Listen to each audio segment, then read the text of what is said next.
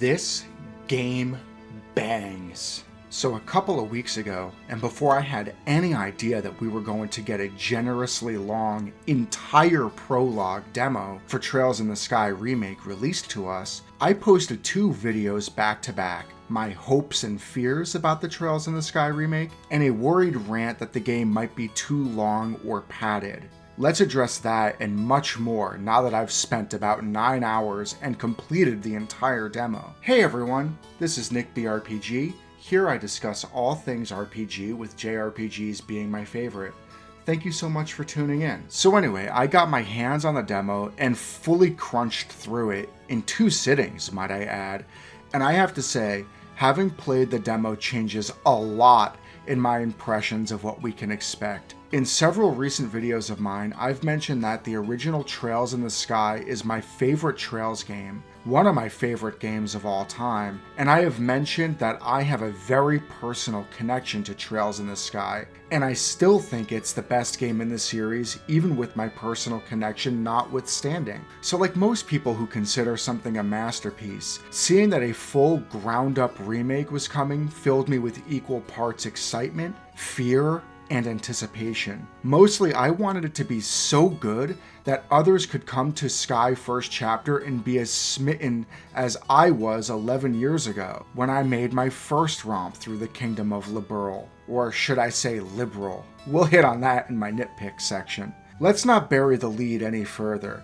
I think this demo was absolutely excellent. I do have some nitpicks, almost all minor, that I'll point out in this video, but in the main, I was blown away with this offering. But before I glaze this game as strongly as I'm inclined to, I want to start first by addressing the fears and worries that I had enumerated across 2 recent videos, as this demo has given me updated opinions across the board. First, I spent an entire video worrying out loud that the game was going to be too long after in a recent interview, Kondo said that a programmer needed 80 hours to complete the game. It just seemed inscrutable to me that there was a way to faithfully remake this game while just about doubling its length. But I have to say, after playing through the entire remade prologue myself, the pacing was excellent, the flow was even better, and it felt really about perfect for what the length of the prologue should be based on my experience with the original. While it is true that voice acting makes scenes take a little longer, especially if you listen all the way through without skipping, that certainly pads the runtime a little. But conversely, combat's a lot faster and more seamless now, the world's more seamless now, fast travel exists, and most systems, including quest acquisition, are far less opaque. There's a lot of quality of life and snappy systems that I would say help pull the runtime back the other way. So after clearing the prologue, I consider this fear completely allayed. I'm not worried about the runtime anymore. Second, and to be honest, this is a nitpick, chest jokes are gone, and I had figured as much in my hopes and fears video that they would be. I loved them dearly, but alas, it was just not meant to be. This did not diminish the fun that I had with the remake at all. Rather, they just enhanced the original experience in the quirkiest way. They'll be missed, but their absence, in my opinion, also does not hurt anything. Thirdly, I had some questions about how the soundtrack would change from our beloved 2004 version. And honestly, all I can say here is that Falcom knocked this completely out of the park. I love the original soundtrack. I'm less keen on the also available Vita version, but real talk, the new enhanced soundtrack is already my favorite. The game gives you options to toggle between old and new, and I very happily stuck with new, which still felt like the old tracks. They are the old tracks, just a bit enhanced for the modern experience. They're perfect for me, and my worries about the music are also entirely gone. I was worried that in modernizing the game and adding elements from future games to retrofit First Chapter, the early exposition and world building would become overwhelming for newcomers. Well, with the entire remade prologue under my belt, I can very confidently say this is not a concern at all. I'll talk more about this this later, but the prologue at the very least was extremely faithful to the original, and its world building is just as perfect as it was in the original. The last concern that I had voiced in my hopes and fears video is the only one that the demo didn't resolve. That's the fact that the newer combat systems in the Trails games were all lore explained, true to Falcom's form. And brilliantly, I would like to add, virtually all gameplay system changes, additions, and enhancements were explained in lore by mostly technological advancements as the timeline progresses. This matters because the system that the characters use to link up, support each other, and chain attacks all comes from, again, the lore explained Arcus, which are fundamental to the premise of Cold Steel, the 6th game in the series. So far, there is no lore excused reason why our characters are performing this stuff now, but real talk, guys, I don't care. Well, that's not quite true. I love Trails, I love the lore, the continuity is important to me, so I do care, but the combat in Sky Remake is so damn good that the juice is worth the squeeze. So even if Falcom never makes sense of this, they're forgiven. But I also trust the process. I'm holding out hope that Falcom will explain it somehow or another. We'll see. I want to get my nitpicks section out of the way for this video, and then we'll end on a high note discussing everything I loved about the demo. Again, guys, these are nitpicks. I did not think that there was a single thing in this entire demo that I experienced that I could classify as anything worse than a nitpick. First, already enumerated above, the combat does not quite jibe with the lore of the Cold Steel series. Chest jokes are missed from our beloved Steam version of the original Sky FC. I also already discussed this, but we'll miss you, chest jokes. This third one might get me into a bit of trouble, but I have to speak truth to my heart. Most of the voice acting in this demo I thought was excellent. So far, I'd call Johnny Young Bosch's Joshua the highlight of the ensemble, and I have very high hopes for Matthew Mercer's Olivier and Christina V's Chloe. These are just voice actors that I've been a fan of for a very long time. But I'm not completely in love with Stephanie Shea's Estelle. For my opinion, the performance is a little shrill. Looks like they really did go inside. Estelle? Look! Pat! If you can hear me, answer me! Those brats! Are they ignoring me? No. If I had to guess, I think they already headed to the 2nd floor. Anyway, let's keep going. They came all this way alone? Oh, they're getting merciless noogies for this. I think Stephanie is a fantastic voice actress, not throwing shade at the talent here. It seems to be more of a problem in the direction. I think she captures Estelle's energy quite well enough, but shrill really is the best word I can think of, and I wish that aspect of Estelle's voice performance was toned down just a little. Any other character I probably wouldn't notice, but we're talking about the main protagonists here. This wasn't bad enough to damper my enjoyment, but it definitely was noticeable to me. It stung me just a little that the buildings had to be loaded into rather than seamless the way they are in the Daybreak games. This was a standout feature of the Daybreak games to me, and the remake here is even better in the seamlessness of the world and even some dungeons. But man, we could have gotten the whole ensemble if buildings were all seamless too. I've gathered that this was to help them be more faithful to the original, as it was indeed quite common in the old days for a building to have a much smaller exterior than interior. Granted, but for my money, if this was the only reason they did not make the building seamless, I would have voted for seamless transition into reimagined interiors. Still, this is a teeny nitpick, and I have adored this game's presentation so far. And again, the seamless world is even better than the seamless building interiors. Fifthly, the localization and translation is still excellent, but I do think it's a half step down from the masterwork Xseed gave us, if I'm being completely honest. honest. A lot of the personality that might have otherwise been lost in the writing has been compensated for with the on balance very good voice acting. But I picked up 2 lines that I really missed. First, we lost the iconic, "Why is my present a boy?" Seriously? Why couldn't we keep that line? It was so iconic to the original. Another one that we lost, and this one was more minor, it was in the Jade Tower, and I don't care that the tower was renamed. I know some other YouTubers do. That one doesn't really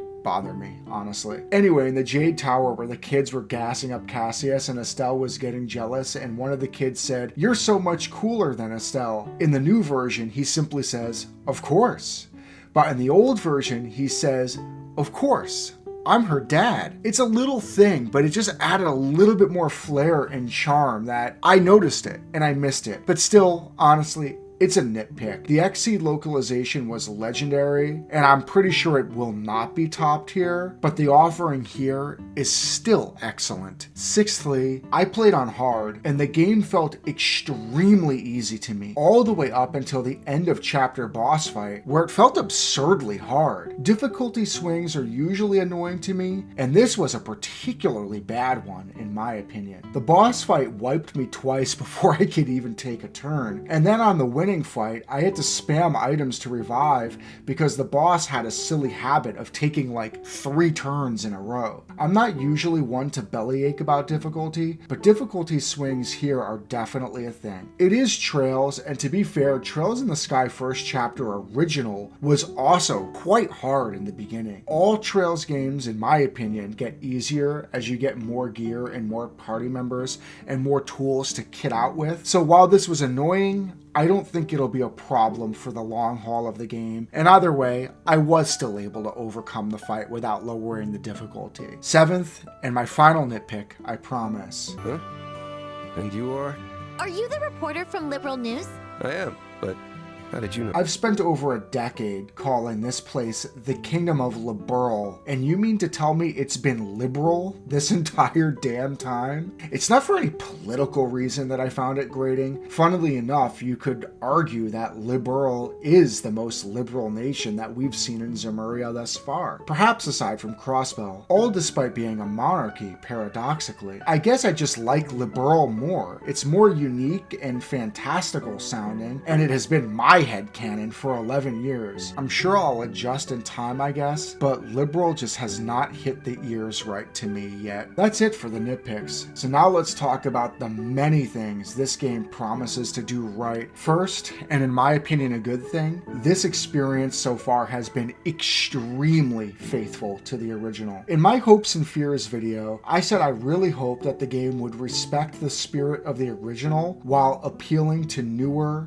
modern audiences. Seriously, mission accomplished. It honestly boggles the mind how faithful it is, and again, when you think the original is already a masterpiece, and I do, then you're hard pressed to find this to be a bad angle. So far, it completely works this way. Secondly, while I think some of the charm was lost from Xseed's God tier localization and the God tier original portraits, which were extremely emotive and expressive, the charm here is still very much intact. The OST and overall visual presentation is better than ever, and this is doubly true for the outstanding cinematography. The voice acting of course helps, and the 3D models are also plenty expressive enough on their own. I think some of the charm was lost, but not much, and so far the game has been excellent. The combat, oh my god, the combat. It's absolutely stellar.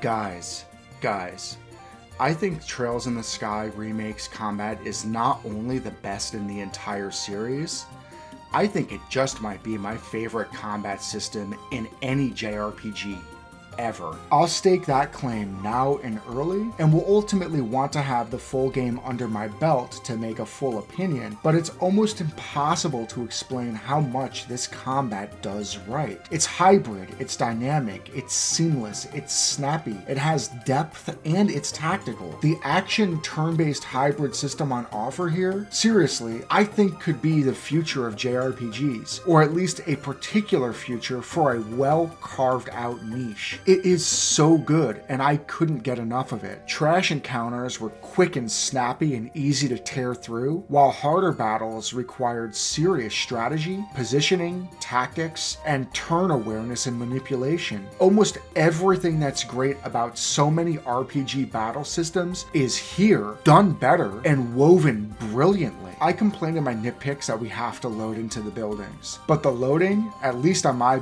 beast of a PC, admittedly, was extremely quick. I assume that this is at least in part good optimization though, because I also very recently beat Trails Through Daybreak 2, and the loading in that game on this same beast of a PC was awful. Next, fast travel was very welcome. I've made it no secret on this channel so far that I like when games are not too long or padded, and quality of life features like fast travel really do work to help with that, in my personal opinion. If you don't like fast travel, you don't have to use it. But for me, when I've already explored the whole area top to bottom, I love having the option. Next, and this was actually a big one to me, the monster chests warn you. If you love the original Trails in the Sky first chapter as much as I do, you probably remember the dreaded chest ambushes. Especially very early in the game, they were really hard, totally blindsided you, and could just wipe the floor with you. The fights are still pretty hard here, but the chest pops around clearly warning you that monsters are inside, so you can save and prepare. This was a brilliant change and very welcome, as is the addition of quest markers. I say it pretty much in every video, guys,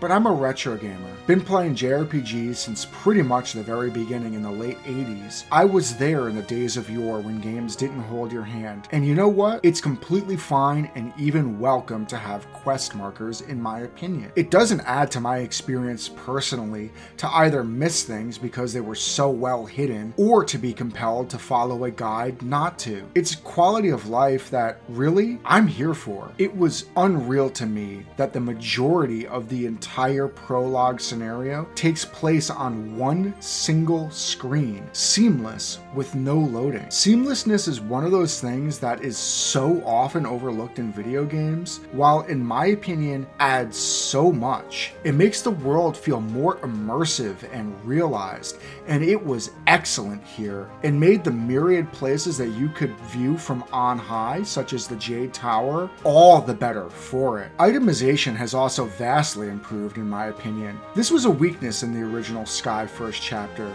Sepith and Mira, especially in the prologue, were extremely hard to come by, but this time they felt much more abundant as there were collectibles in the world, to say nothing of all the extras you could farm out through achievements. All of these bonuses, including the achievement goodies, are very welcome and add a bit more to the game, especially since the game rewards you for doing pretty much everything. Cut every single bush, fellas. The cooking, which here felt mostly like Cold Steel's cooking system, but with Daybreak's sort of permanent stat bonus rewards, was an absolute delight. A fun way to do things to further buff and progress your characters, and I was here for it all the way. In wrapping this video up, this demo was outstanding. This is definitely going to be a day one pick up and play for me, and basically all of the worries that I had expressed in my prior videos are now entirely gone.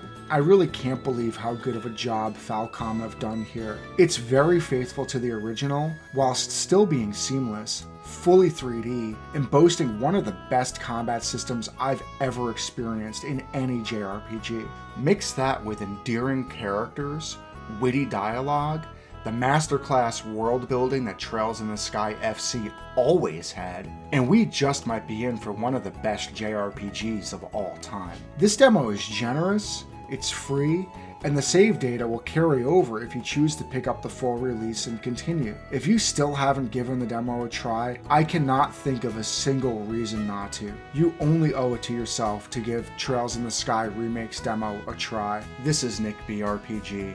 If you liked this review, if you found it entertaining or insightful, consider giving me a like and a sub. I'm a brand new YouTuber, I love JRPGs, and I plan to keep going. Catch you in the next one.